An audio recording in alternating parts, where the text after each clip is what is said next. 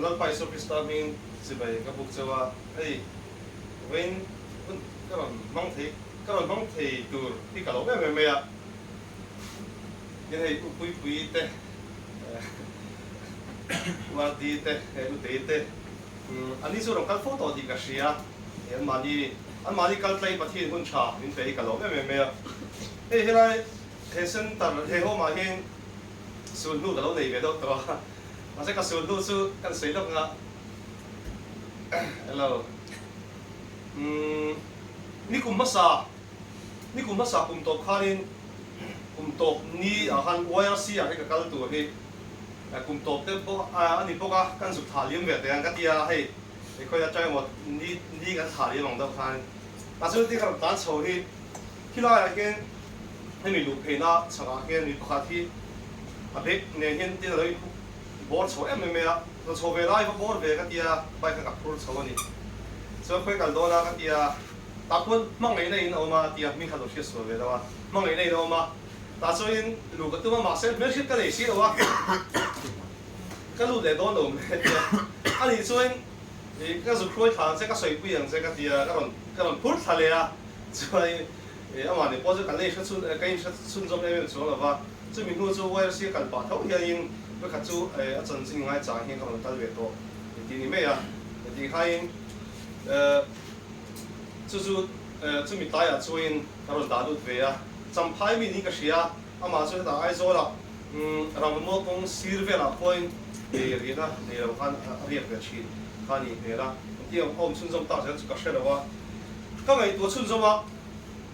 ข้าพเจ้าเฮลัยเอ็มบิสกันตีไล่ไปข้าอิงอาเบกเต็นเสกะเอาหัวเล็กเต็นเสกะแต่ส่วนปุยสายเจงสามตัวนี่อะไรล่ะกะการรู้เรื่องเอ็มเมจู่ข้าพเจ้าสุดชิงริมปวนน้ำหรือว่ารุยโปรุยหรือว่าสุดที่รวยอามาจากโซงตักอดู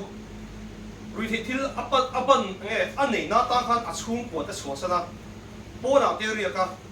นี่มาเสร็จขมินี่ข้าอิงดูจุดอะไรรุยเทียโม่ปุยสาอะไรเนี่ยดูส่วนอะไรรุยเทียรุยจุ่มอะไรรุยเทียรุยว่าข้าอันโน้ตพวกลิงสูงสิหรือว่าปุยสารในสิข้านินเส้นทางอามาดูทัวดูข้าดูตั้งจุดปุ่มตัวปลายข้ามีตั้งแต่ดิฉันบาทุ่มขัดนี่อ่ะส่วนรุยเทียที่มีพวกนั้นหลักกันหลักโคชีนักไอ้พวกกันนี้กันหนุนด้วยส่วนกันหลักโคละอาจารย์ตานอันหนุ่มเทียงเป็นเส้นแต่กันดูเวชีนะนี่มาเส้นอันนี้ส่วนมีตั้งแต่กันนุ่มเส้นจานเป็นอันไงไล่แต่ข้าอันที่ส่วนเวงไงเราไล่พวกที่ส่วนเวนี้ออกมาเงยเวไล่แต่นี่ดังไอ้สูบช้ำนี่พวกที่ส่วนเวนี้ออกมาอันเงยเวไล่ค่ะอันนี้ข้าส่วนเส้นตระดูข้าดูทักเป็นส่วนอารมณ์วิกฤตครบไหมก็ทิ้งนู้กันตัดเสียละก็ทิ้งนู้นอยู่แต่เอ็มไม่จู่มีตั้งแต่ที่จู่ใกล้เชียดังไอ้ที่ส่วนเล่าไปจู่กันจักเชียงนี่ใกล้เชียดังไอ้ที่ส่วนเล่าไปกันเล่าหม่อเล่าปากกันหม่อเสียที่จู่ใกล้มาที่ทิ้งนู้นอับผมไอ้ที่จู่กันเล่าหม่ออันนี้ที่กันเชียงอันนี้จู่ข้าพวกข้า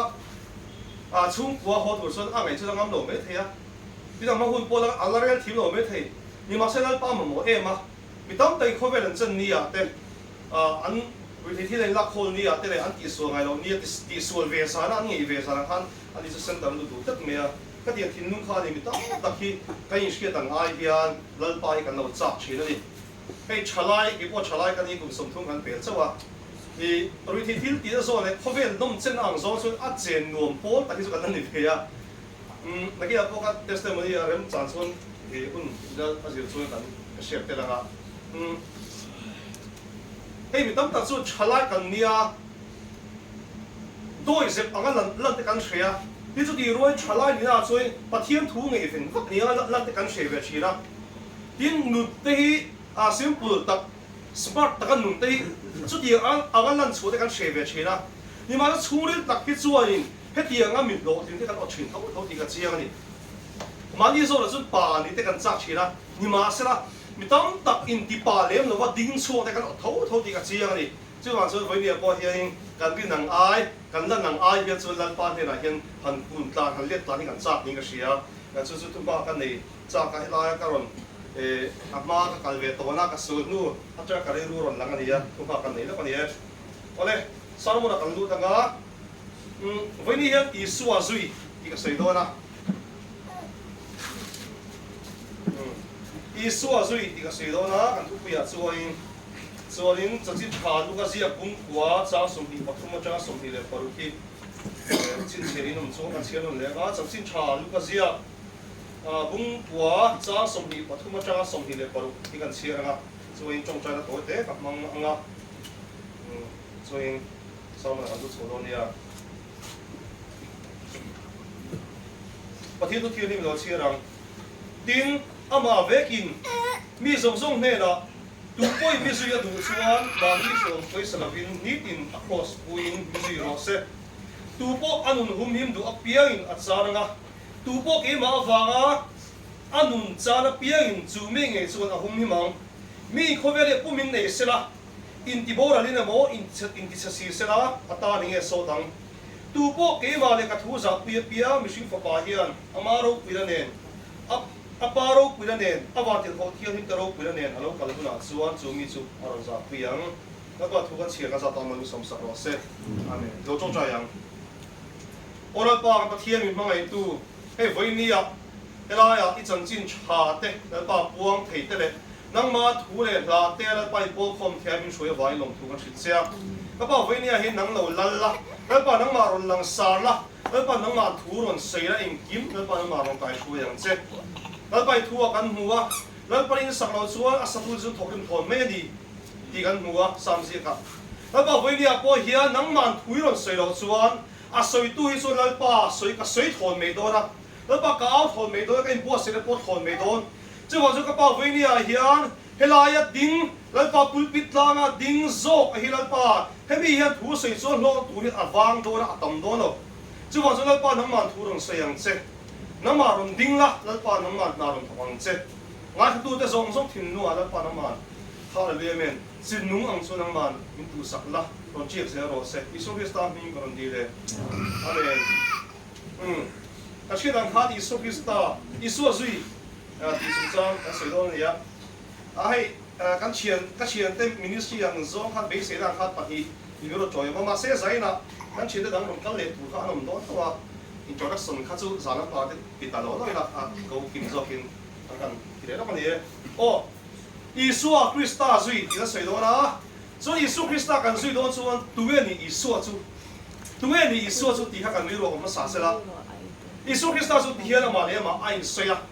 ke hi kong le thu tak le nun nakani atia jo hana sa chi chwa jo hana se ku so palia ke hi kong le thu tak le nun nakani mitam tak sui kong zo kan ngai ni ti kan sia Mori kong tala kong ay kan kalve nga ni tikan siya. Mitap tak so he kove la hian sumdo na kong te an zoa, zir na kong te an zoa. Ni masa chung zong zonga chui mitap tak so Isu Krista kong zo tel lo hian sumdo na ten boy pui chin. Isu Krista kong zo tel lo hian zir na kong an kal china. Zir na cha sumdo na cha. Lampa min dala mun ai pe so mitap tak sumdo kong bodu ta ra pathiram zo na tan chang ka me anoma. Zir na kong sa tak tak Pathiram zona tan chang kai tak tak anoma ni masa Isu Krista kong ni song si lawa mani tuya zo le mani chak nang zon kong ru na kal chin mi de an ti so che nei poi te em chin chu he ko ve tu po hian lim kan cha te ro lungo kan cha ka khamon kan cha ka chu mi kong chu kan zo do chok bokani he lai huna po hian kan lu chang bera so he ko ve kan lim tu ta na ke kan pe na kong te po dia ni masa he lim na ko adia la Isu Krista kong ani ti voi na in chu chiang o tro Isu Krista ko a choin hallelujah men nun kong tlua na teo ma ti a thua po he kan huwa he ka soi ve fortune len a thu ko du me chu Mosia thak tu Joshua kha mi pui nuai tel en ko tu thura pan ada khari chu da chu pathianin he ti hera fuini Joshua bung khat chari da chuan he dan boy de ka chu chho san lek su se chu mi thu sia song song chu ilo so plet theran chu me za ding ei to tu ri chu ti chuan I kong chu ilo ti tuang se langa ilo wi ni zel do nia atini chu ta pa chu phai ro se poi mo ka ti khop bei voi ni hi ula tu la Isu Krista hi kan kong tu ra nia pathian ko kha Joshua kha he mi a thua lal pai pu na le he pathian da zir lai ro pui tak he pathian thua nga he mi ingei tua he tiang an duni mana he thil he pathian thui chun le sa ngei to chu I kong a tuang a tin chu chu wa voi ni he ula tu he pathian thu kan om na hi he pathian thu kan nom na hi kal kong thu na ani ti kan sia rol hin he pathian thu ang ni lo mali chak zo ang kong kan zo chin kan ti so chin la Isu Krista chu na soyang khan ke mai kong kan ni tia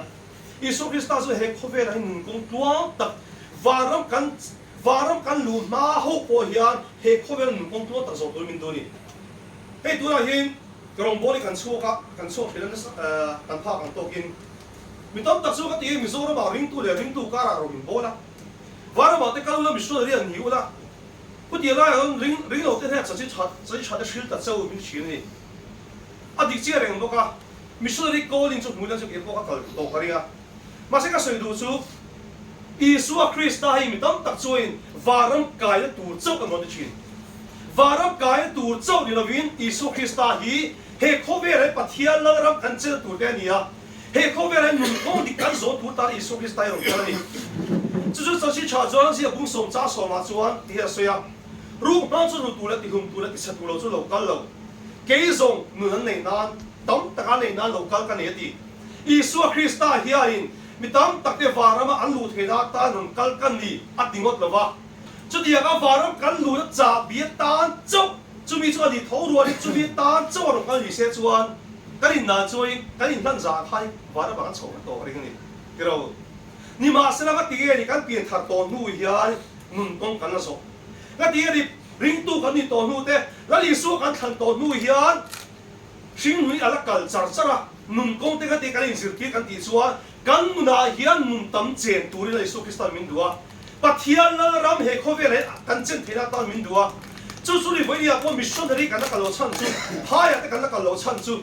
ring lo mi te chang chin cha khila poi mo em mo rin voi ya ring tu in ti te mi mal nu na te chung kwa te ko san po ka sui te te ko san chu ga ngai a ngai po pathian la ram din lo ram hi ala tam em ya chu wa chu he rama ring tu ti rama hian chan chin cha khila la ya chu wa chu he rama ring tu rama hian ro na la boli kare thiamin ka ring Isu Krista chu ke zong nun nei na tam ta nei na lo ka ni tia chu mi ma chu he kan sia to kan soi to ru mang chu tu la ti hum tu la ti sa tu lo chu lo kal lo ula tu za voi ni in ma ding hi talent cha tak nei ve to chin sports tam pa po a local na ve to chin he kan ni ya mi se sia tu kan veng pa lo om tak ve ya lo khop be ka tu soi mi lo nem nge sak the tu hey basketball a đi qua South Veng kan ya basketball kan veng kan champion ki ve chira choi judo hi ka khel chira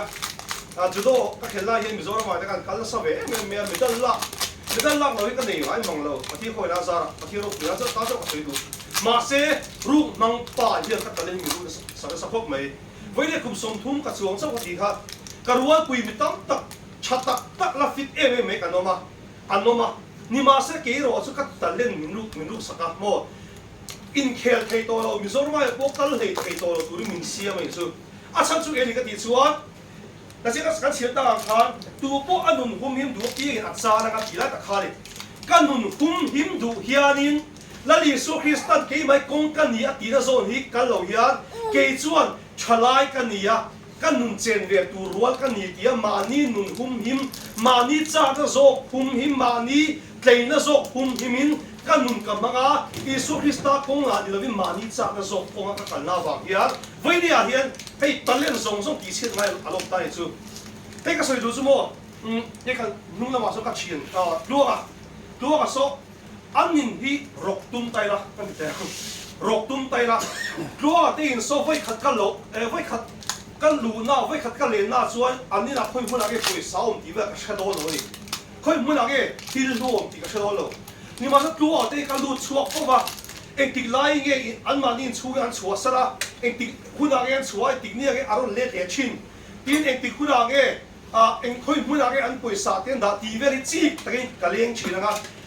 an ma ni tan po rin non ta rin ta khopin in lega tan po so lu non ta po khopin kaleng lu chinang ni ma sa ato pa ero chuing an ma ni chu ko ka chiang dek ka mo an ma ni chu ko om hun te ka chiang dek ka ato pa chun du to ka sa len ka ro to ni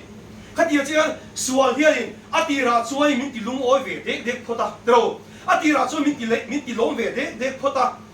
ama suala wa hi kan lo lim ve chin phota ni ma se suala va lo lim chi rahi atopa chuan athuan ngom khan min ru tur te ro min ti che tur te min ti lum tur he su ni ka chini che wa chu mo ura to voi ni a hian voi ni ti tlai tu che kha atopa ti che tu che ni ya voi ni ti lom tu che kha atopa ti mang le tu che ni voi ni helai muna he center om tur hi tu mar ni ti ka ring lo ro he home om tur hi tu ma hi ring tu non kong in so ka ring lo ni ma se ka ti tlai mun ke ni khom si kan ti sual kong wang nei ro sual wang ni Yesus Kristus nung zui na kong ni lawin sual kong wang ni he chu kai pon ta ka ring chu da chu ni ma ni nun chan ngam he KGP active member ka ni ya ri the thil ka ti la ya ka chian ta ho KGP active ta hai voi ne pon kan brush foi tu te an dis hota KGP active chin ho kha ri the thil ka ti la rui ve du ngai lo ho kha ka ti la kha kho ve chen ve ngai ka ngai chin chu mo kho ve chen ve ngai lo le kho ve li an nuam theng ka mang ve lo tu ka ngai chin ke li su kho ve kan che na nuam kan ti ya kan lo hai em me tu ma du kan op ngai lo chu mo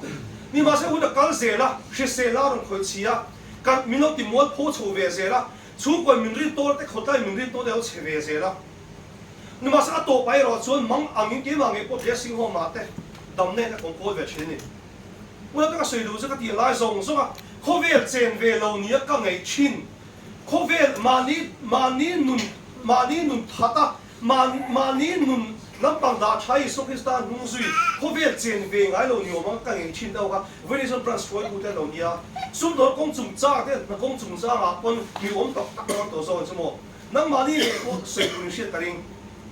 ka ti che mi tam tak chu ma ni nun ai phat nga ba ni ma sa ma ni nun phat tu te kha an ma ni nun kha very some mi om man to tak ani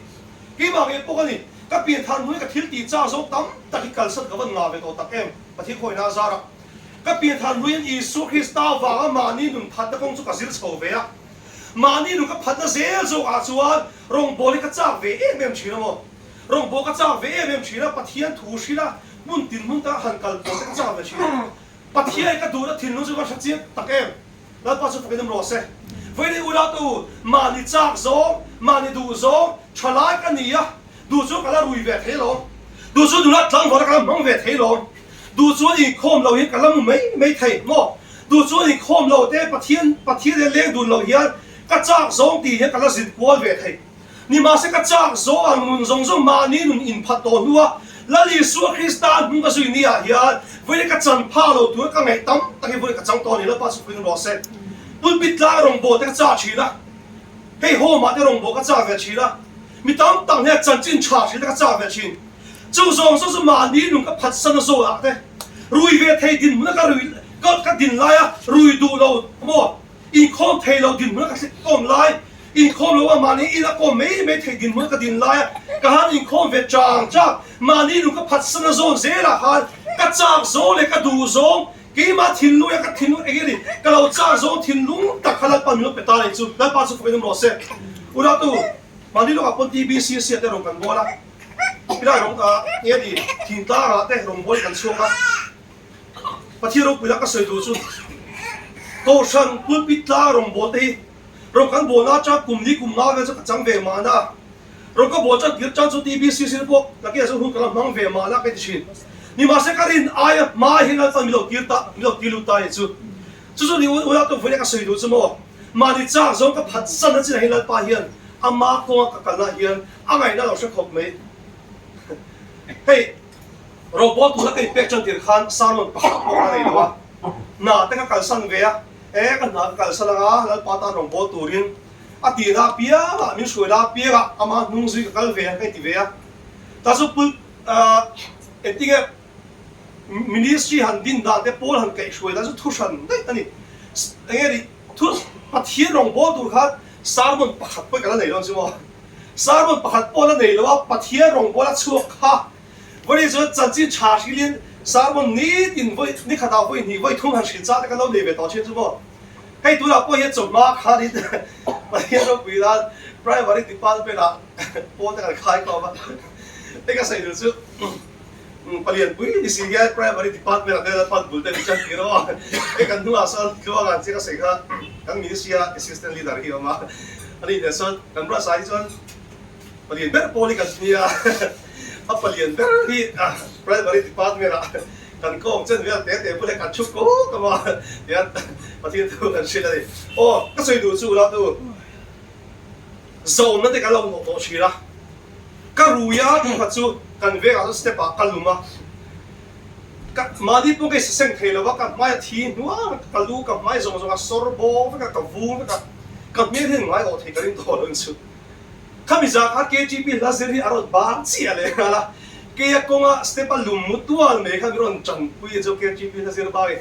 kamual pho khop me ya kami za ka yin rui pui me chi ka lo de kha bok de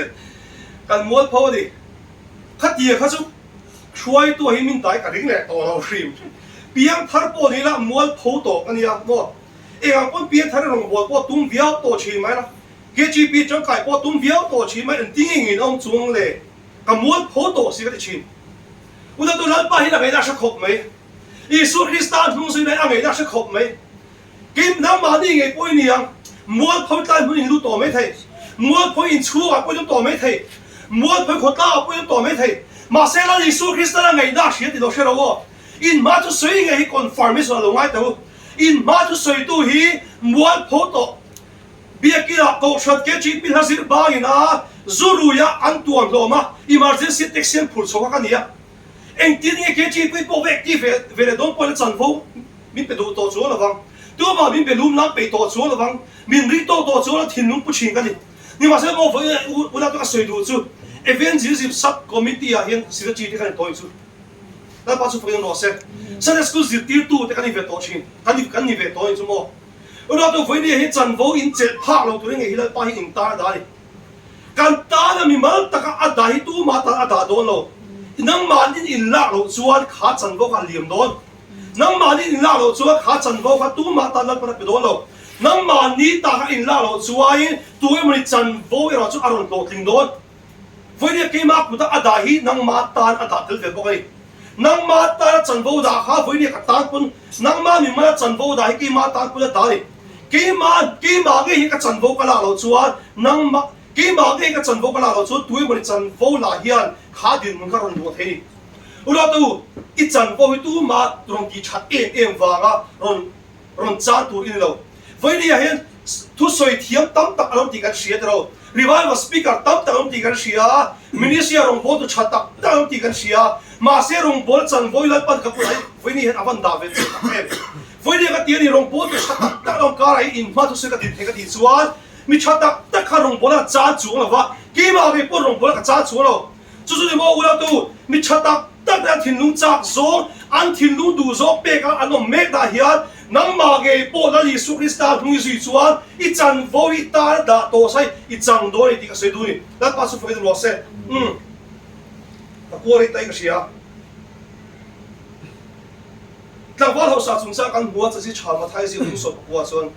tang wal ho sa kha he khovel nun man na te he khovel nun kong shim ba chuan Yesu Krista ne ka sei da po khan he khovel ama nun man na chun nun bang thiam ber po ni ka sia chu zong chu katling vek to ni ka ti chi to ni po du le pa thu ko ya mo e ni tholong ka pe so pa ka pe ka ti cha mo he khovel nun man kong shim ma chuan he tang wal ho sai chu an chu mang dik nge me ni ma sa Yesu Krista he zong hi shala pachia te na pe la mi zui ro tin chu he tang wal ho sa hi voi ni khong yong tak kan thelo dro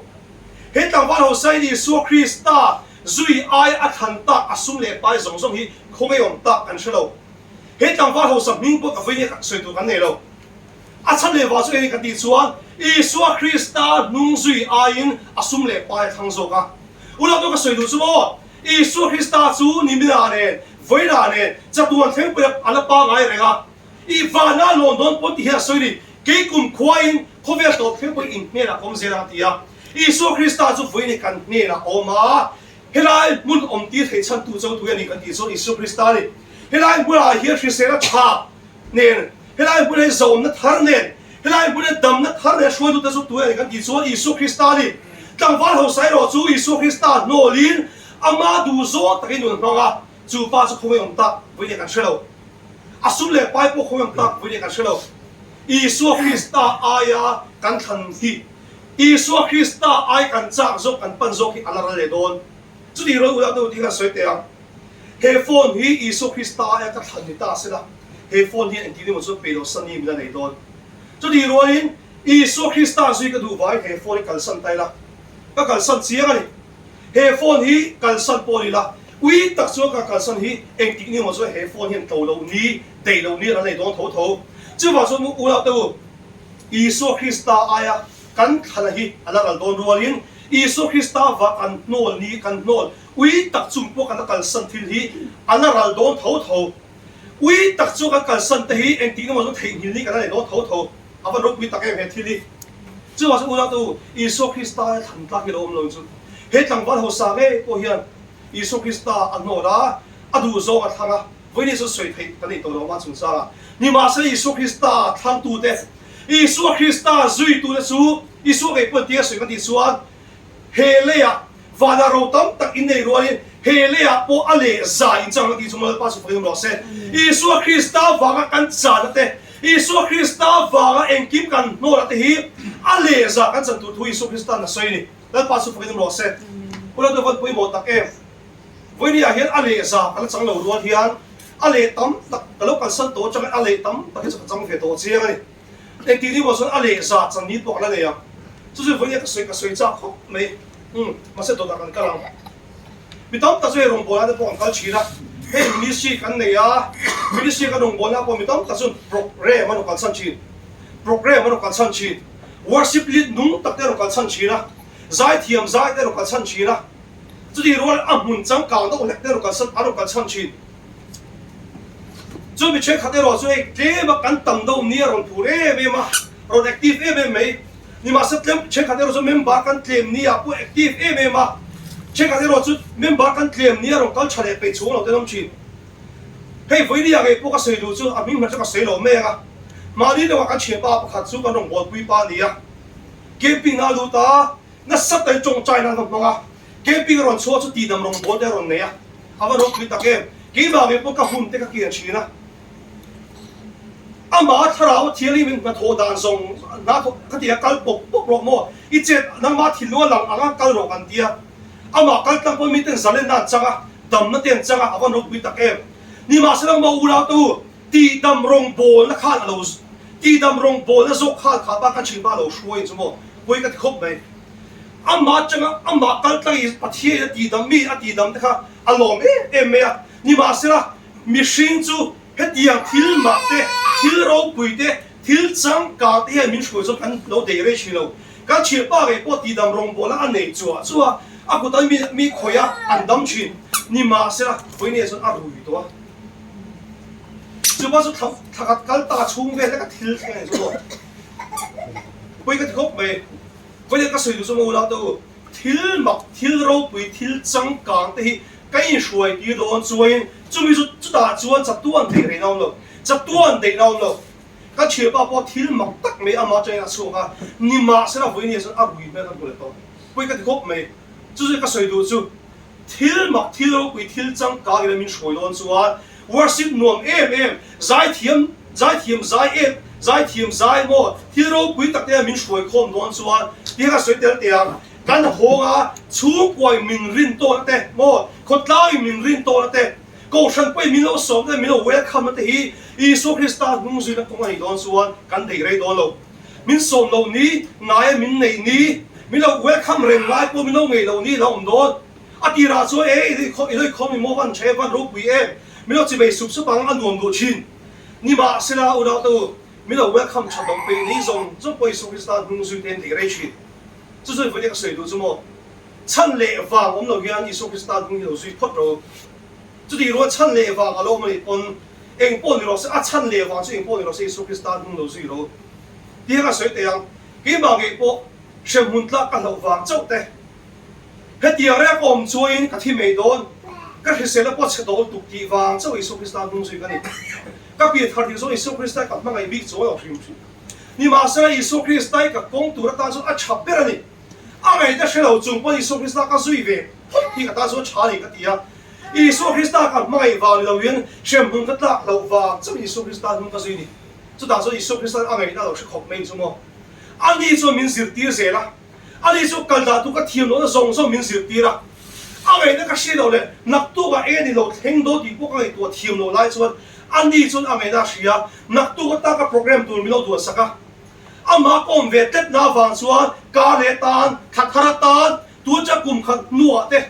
hallelujah men hemi zo ka tu soi zo cha ka hun man le tu zong so ani so mi lo tu sak po chin a ko chuan mui gi le ko ka zo chi la chu voi dia po lai mo na in ma ka din thei chan chu ni la pa su fe no se这些超过太些不说，把你早说不通说话，你不会上来那一说就是打水土问我，你不会上个啥呀？哈人，哎呀，真是那个些哪里没没做，你不会上个啥呀？说唱别帮啊，什么帮你啦，帮你帮啊一说就是打，你不会上啊啥中山你看怎么看？马上那回你啊，作为啊啥中山了，把水落波了啊，把地数做了哈，啊路安啦。chu mi baptist tu johan lu an lak chu Isu Christ ka siat ve la chu an Isu chu longa chu a thalera kan ta ni chu thalera akal chuai mi pui sa nga te chuai Isu Christ ka la chu ke in ang sia ti amaro pi ta ke pui mo ka ti Isu Christ chu tu mi pui sa nga te chu khoi mu la mo an zui ka ti chuan thalera he ka chi la kai thalera chu ege yom chi ka ti chuan thalera chu ka thil chang so om mu tu rom vak lo tro thalera chu lui thei thilong ka ring lo wa ro thalera chu picnic spot pom lo ve thea o thalera chu mani cha zong e tur tu cha mani ril rem zong e zai thiam zai de worship cha pom lo ve the ka soi chu la tu mi pui sa nga te hiat thalera Isu Christ zui thalera engma an cha zong an du zong om lo mu la Isu Christ zui ta chu Isu Christ chuan kan chiat era cha si cha ma thai zia bung som pali cha som pathum la som pali ni tin Isu chu siat in chu mi chu baptist tu johala lu la ko chu a siat in chu ta chu login thaler huna akal sang ta ni ma sala mi pui te chu an siat ve le khuwa chang te chu ke dan sui ta ti chu ani chu ba ka ma a chu mi pui tam ta ta muwa a khoi em ma an dam lo te ati dama ati chu voi le ura tu ka to pan kha do to rirun na te kan nem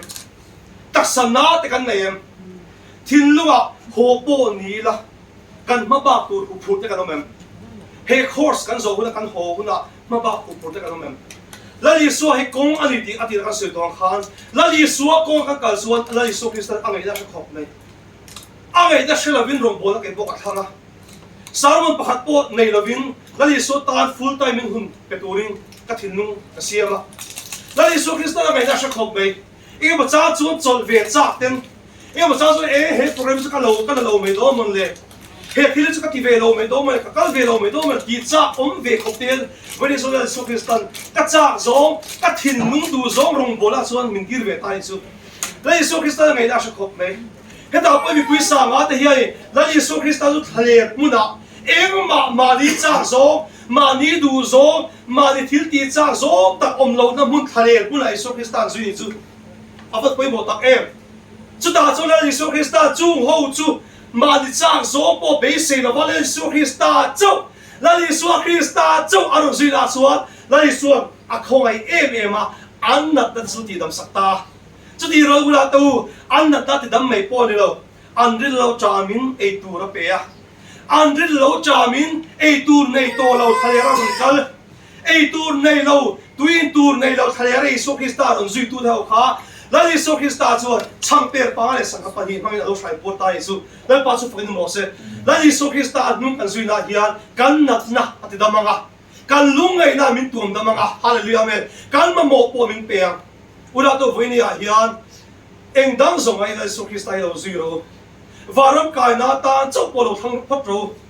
he kho ve la hiai kan nun man na ta polo lo thang phot ro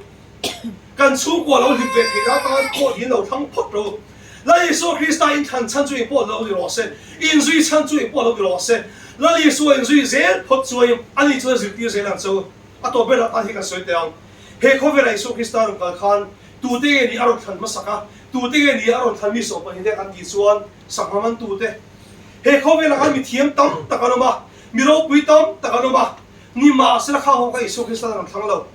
tu te ni ro thang kan ti chuan mi mo te mo le mi chak lo zok te mo le hallelujah amen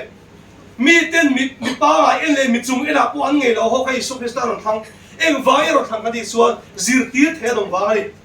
zir tir the dom vai Isu Krista mi so pan hi ro thanga chu ho so voi le pan chan chin kan soi te ni ya he khove lai le khabu salkar be chu he bible hi ni ya chu da chu ho chan chin te chu si kai chu la pa chu kai ro se he bible thu nunga ni ya kan de siam to deng ai po siam ni ya chu bible a chu Isu Krista zui tu Isu Krista ina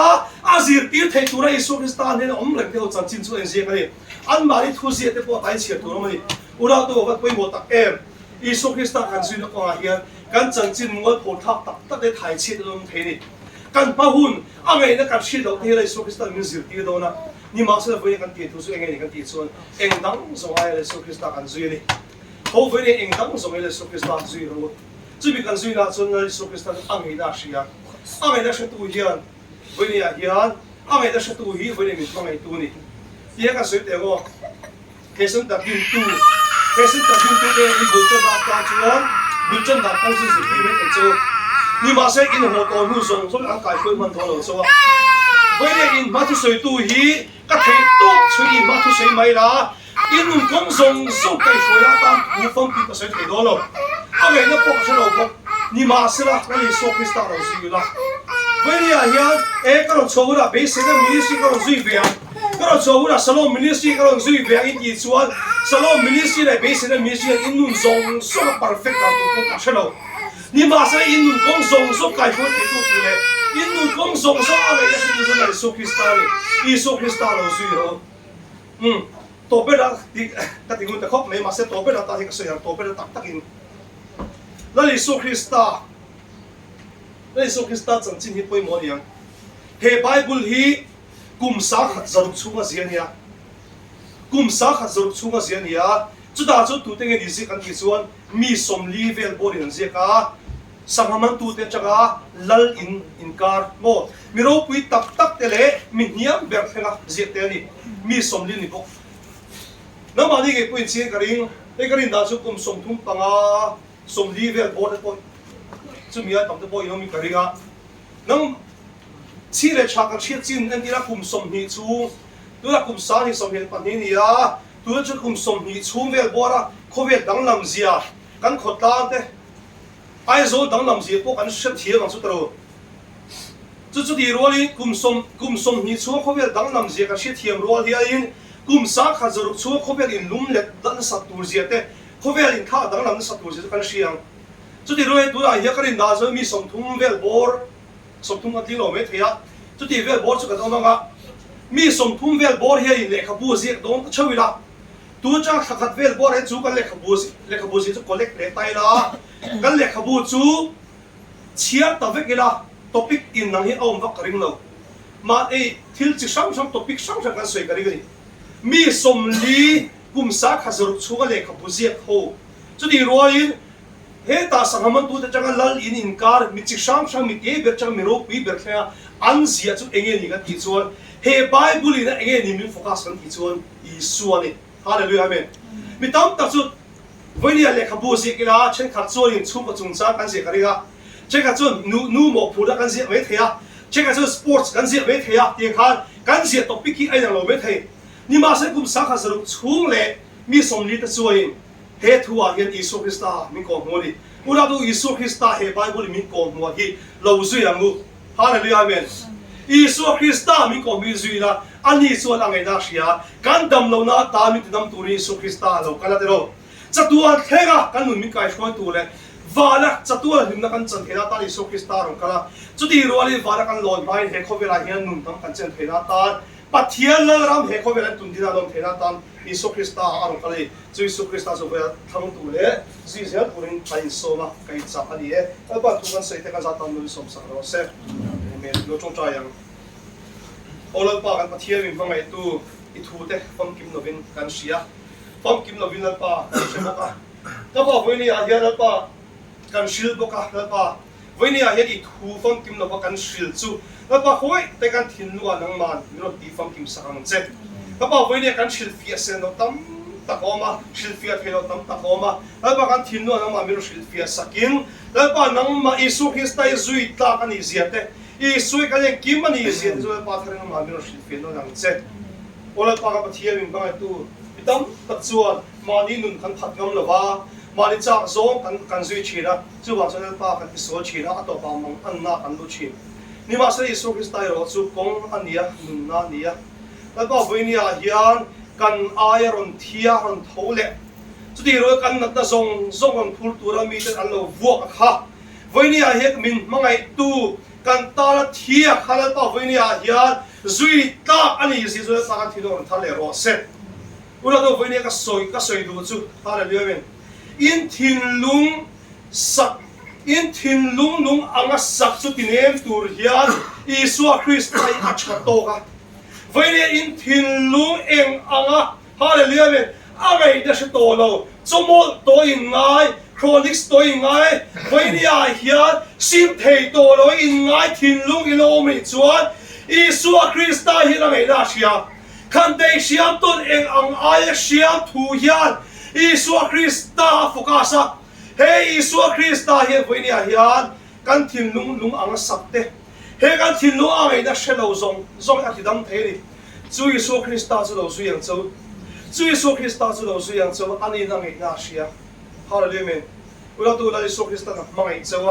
chu mangai chu chang le thei tu kan thinlung bune lo bu se chu ula pa ka thia mi mangai tu ko le na lu ma mi ma so ma nen sak thar ze pa ma mi pi ze la la pa za na pa ka gun tu le ko ta ka ron ta na tharau thia min chon na se zo kin mi lu pa se Isu Christa min ron ti le amen choi tu la la